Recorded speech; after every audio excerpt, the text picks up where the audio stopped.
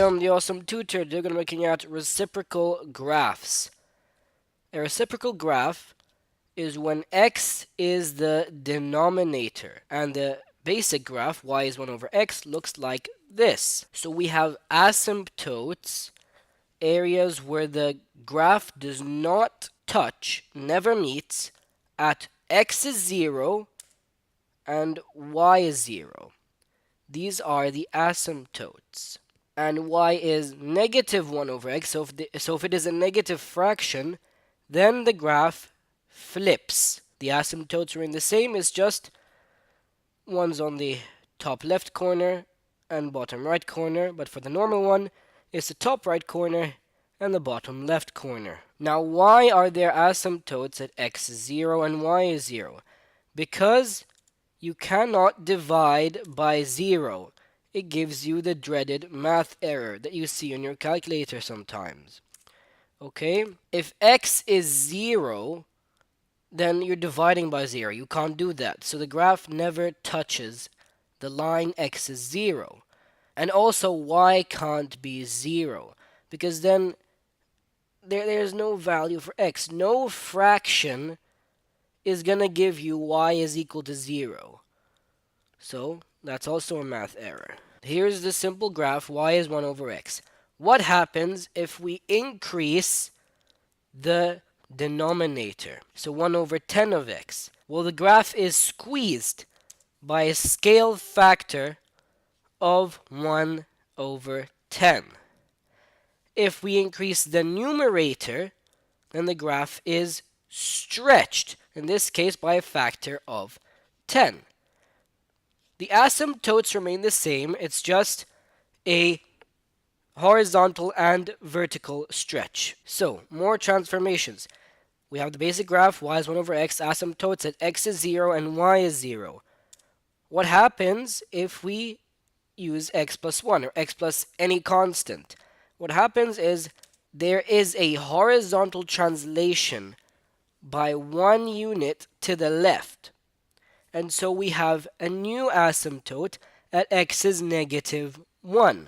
In your exam, they might also ask you to find where it meets the coordinate axes. Now, if you cannot spot that it is a horizontal translation of negative 1, then to find the asymptote, you just put the denominator equal to 0. So x plus 1 is equal to 0. So the asymptote is at x is negative 1.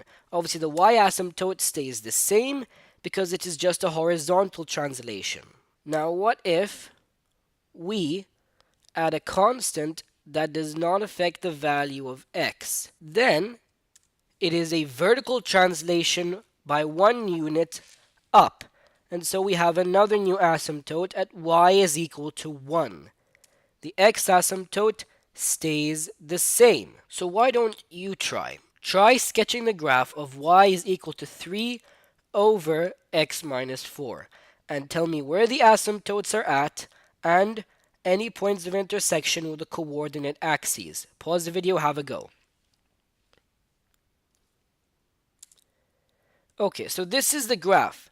Your asymptotes are at x is equal to 4 because x minus 4, so it is a horizontal translation of 4 units to the right. So the asymptote is now at x is equal to 4.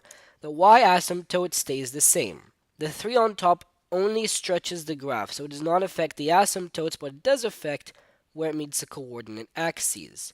So it intersects the y-axis at 0, negative 0.75.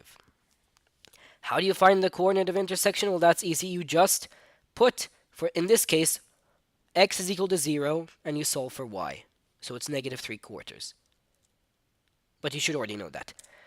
Now try drawing this graph. Okay, the graph will look like this. Has asymptotes at x is equal to 0. Okay, so the x asymptote stays the same. But it has a new asymptote at y is equal to 5. Because it is a vertical translation of 5 units up. Okay, because you're adding 5 to the fraction. And it intersects the coordinate axes, in this case only the x-axis, at the point 0.40. How do you find where it crosses the axes? Well, in this case, because it's on the x-axis, you put y is equal to 0, and then you just solve for x.